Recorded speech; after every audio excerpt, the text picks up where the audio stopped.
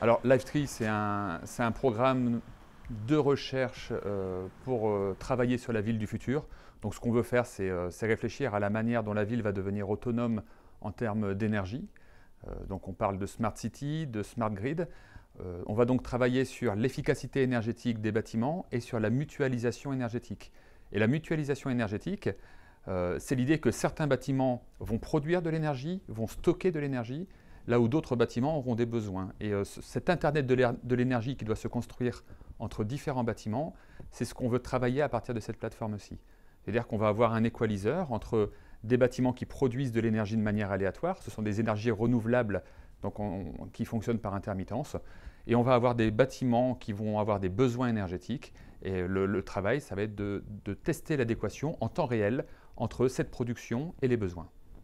Alors disons qu'ici on imagine qu'il puisse y avoir vraiment un centre de pilotage qui serait en fait au sein du quartier et de l'université, qui serait en fait une extension de cette plateforme et qui viendrait donc s'intégrer dans les locaux déjà ici dans lesquels on se trouve ou une extension de ces locaux sur le côté avec je dirais, une communication avec tous les bâtiments et aussi une interaction avec cette plateforme de recherche.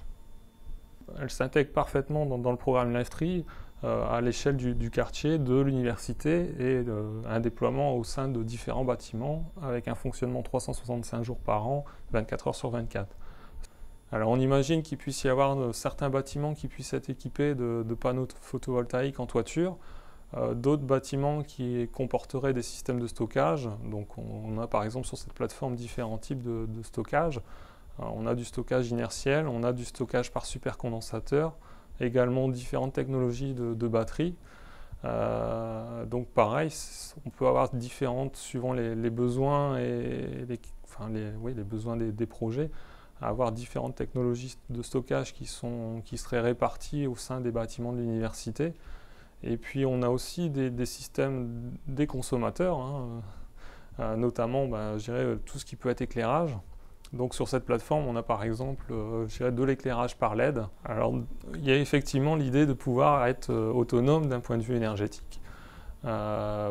Moyennant je dirais, des conditions de mise en œuvre et des possibilités techniques, mais effectivement c'est un objectif. Alors, le programme, c'est un programme à long terme, ça peut être sur 5, 10 ou 15 ans, voire plus. Aujourd'hui, la première brique, c'est la rénovation du bâtiment Rhizome, qui a commencé au mois de juin. Ce bâtiment Rhizome va être couvert avec 1000 m² de panneaux photovoltaïques. Ça représente à peu près 1 million d'euros en termes de budget. Ça va être la première dynamo. Donc on a un premier bâtiment qui va créer de l'énergie pour l'îlot énergétique sur lequel il est situé, donc pour l'hôtel académique, le Rhizome et les bâtiments d'HEI. Donc on va redistribuer l'énergie.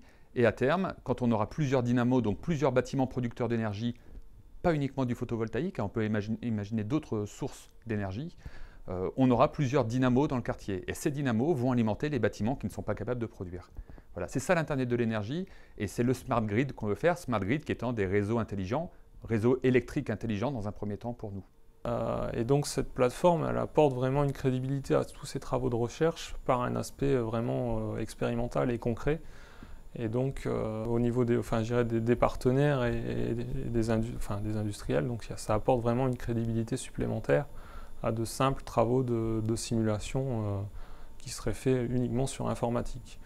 Alors, la difficulté, c'est que c'est un travail d'électricien et c'est en même temps un travail d'informaticien. C'est-à-dire qu'il faut comprendre les besoins des bâtiments, il faut comprendre leur comportement thermique, il faut échanger de la donnée entre les bâtiments. Et puis après, il faut avoir des algorithmes qui permettent de router l'énergie selon les besoins et selon les excédents de production.